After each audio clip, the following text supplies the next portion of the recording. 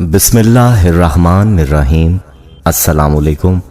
मकतब TV के देखने और सुनने वालों को दिल की था गहराइयों से खुशामदीद कहते हैं। दोस्तों, आज के दौर में साइंस ने इस कदर तरक्की की है कि जच्चा को बच्चे की पैदाइश से पहले ये बता दिया जाता है कि उसके पेट में बेटी है या बेटा। लेकिन सवाल ये पैदा होता है कि बेटा या बेटी होने के पीछे हिकमत क्या है।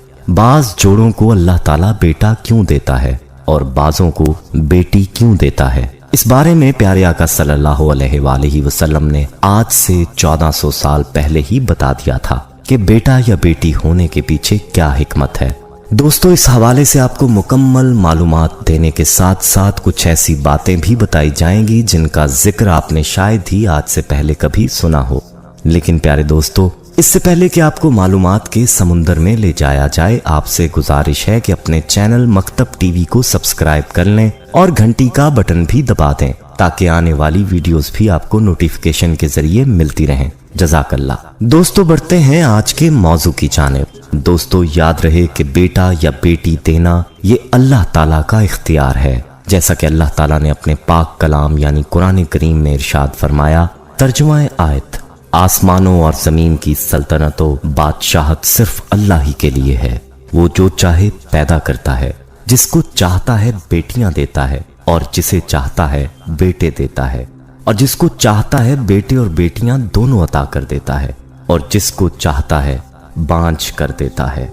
यानी जिनको अल्लाह बांझ करता है तो उनके यहाँ ना लड़का पैदा होता है और ना लड़की पैदा होती है। लाख कोशिश करें मगर औलाद नहीं होती। ये सब कुछ अल्लाह ताला की हिकमत और मसलहत पर मबनी है। जिसके लिए जो मुनासिब समझता है वो उसको अता फरमा देता है। लड़कियां और लड़के दोनों अल्लाह की नेमत हैं।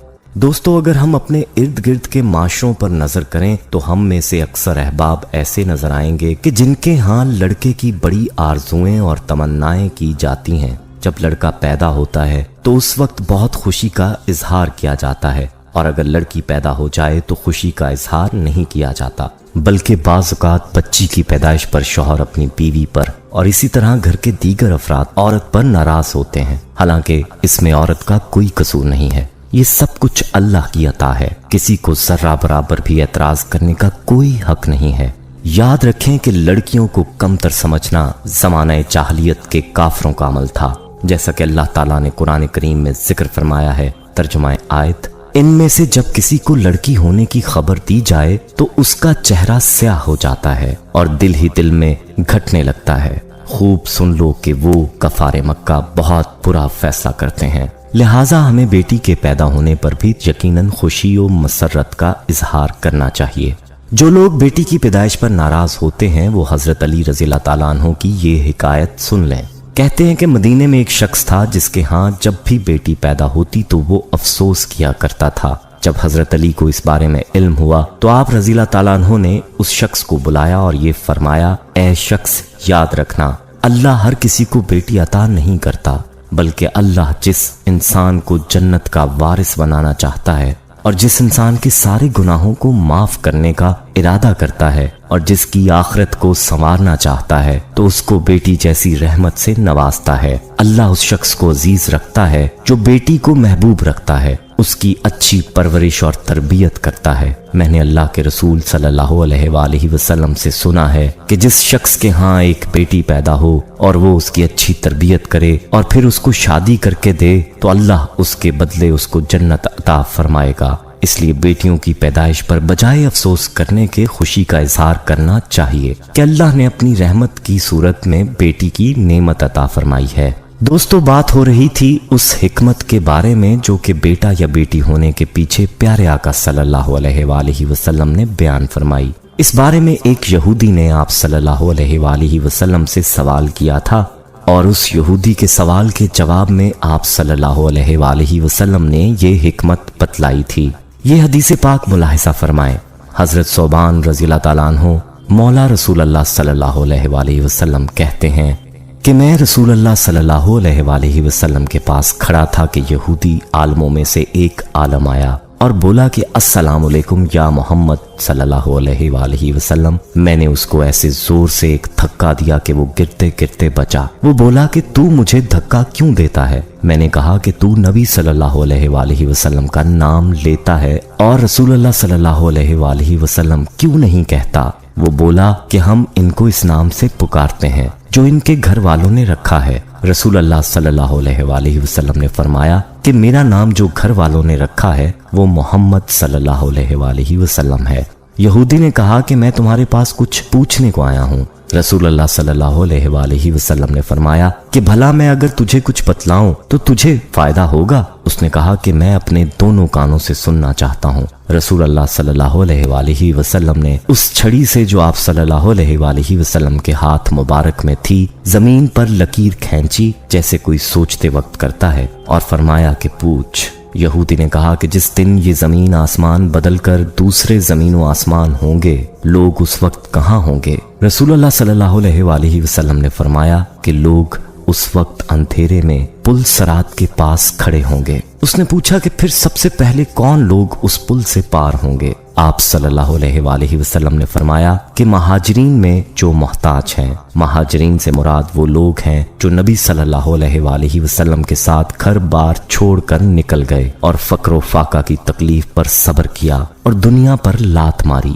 یہودی نے کہا کہ پھر جب وہ لوگ جنت میں جائیں گے تو ان کا پہلا ناشتہ تحفہ کیا ہوگا؟ آپ صلی اللہ علیہ وآلہ وسلم نے فرمایا کہ مچھلی کے جگر کا ٹکڑا جو نہایت مزیدار اور مکوی ہوتا ہے۔ اس نے کہا پھر صبح کا کھانا کیا ہوگا؟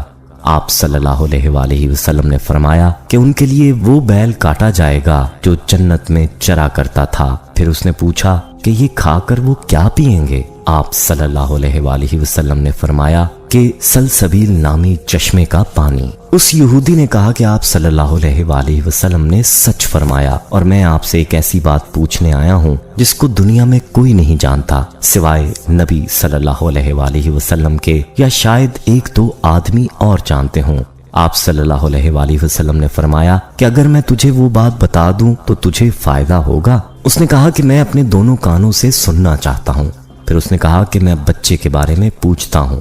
آپ صلی اللہ علیہ وآلہ وسلم نے فرمایا کہ مرد کا پانی سفید ہے اور عورت کا پانی سرد ہے۔ جب یہ دونوں اکٹھے ہوتے ہیں اور مرد کی منی عورت کی منی پر غالب ہوتی ہے تو اللہ کے حکم سے لڑکا پیدا ہوتا ہے، اور جب مرد کی منی پر عورت کی منی غالب ہوتی ہے اللہ کے حکم سے لڑکی پیدا ہوتی ہے۔ یہودی نے کہا آپ نے سچ کہا اور بے شک آپ نبی ہیں۔ پھر وہ لوٹا اور چلا گیا۔